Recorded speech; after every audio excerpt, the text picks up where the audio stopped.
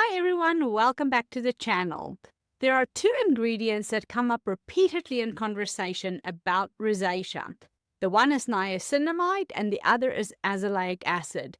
They are hailed as heroes, recommended everywhere from dermatologist offices to social media. But I see a lot of practitioners using them as a first line of defense, and in doing so, they are making the situation worse, not better. So today I thought that we are going to step into the great ingredient debate, and we're going to talk about the science of niacinamide and azelaic acid, and more importantly, define their proper place in the barrier first rosacea protocol. Okay, let's be clear. I am not anti-niacinamide nor azelaic acid. They are fantastic ingredients in and of themselves. They're well-researched ingredients, and the problem isn't the ingredients themselves, it is the timing and the skin's condition when it is applied. Remember that our core principle is that rosacea is a state of barrier failure. The brick wall is crumbling, and if you start throwing powerful active ingredients at a crumbling wall, you don't fix it.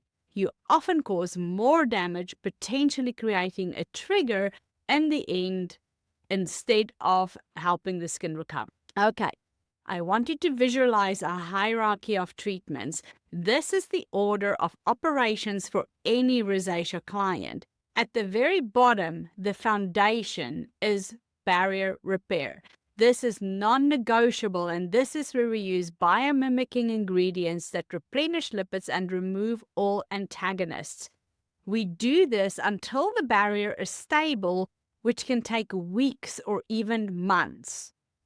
Only then can we move into the next level, which is targeted actives like the ones we're discussing. And this is where our ingredients like our niacinamide and azelaic acid should live.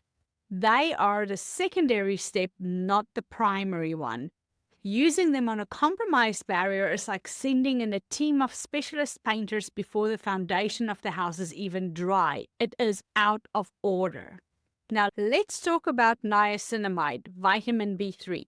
The good of this ingredient is well known. It's anti-inflammatory, it can help improve barrier function by increasing ceramide production, and it can help with post-inflammatory erythema, the lingering redness, if you will.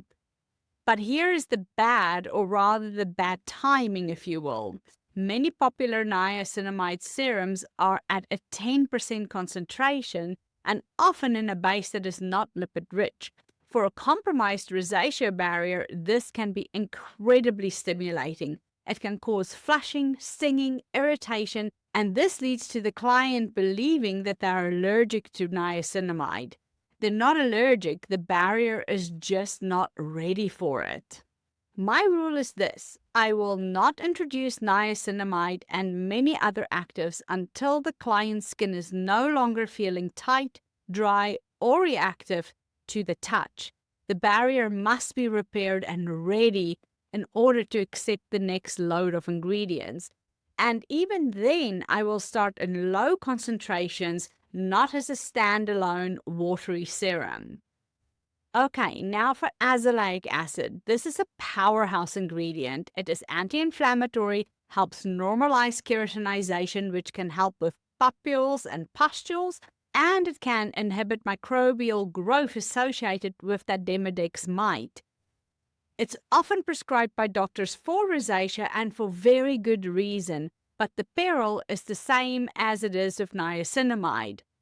It is an acid, even though it's gentler than many others. Applying an acid to a failed barrier is a recipe for irritation. Prescription strength versions of 15 to 20% can actually be particularly harsh if the skin is not properly prepped. Think of it this way. Azelaic acid is like a skilled contractor that can come in and fix the lumpy bumpy texture of the walls. But you don't send in the contractor while the walls are still wet and crumbling. You have to rebuild that foundation first. Again, my protocol is to wait until the barrier is stable. The skin should be calm and hydrated. And then we can introduce a low-strength azelaic acid. We do it slowly and buffer it with a nourishing barrier-identical lipid moisturizer.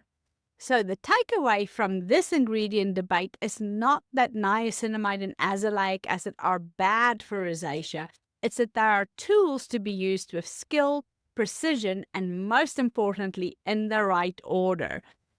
Okay, our first job is always to be a barrier repair expert. Rebuild the wall, calm the system, then and only then do you bring in the specialist. When you follow this hierarchy, you will find that these ingredients can be incredibly effective, and you'll avoid the frustration created by more irritation for your clients. Thanks for watching, and please like, subscribe, and let me know in the comments if this changes how you think about using actives. I will see you next week.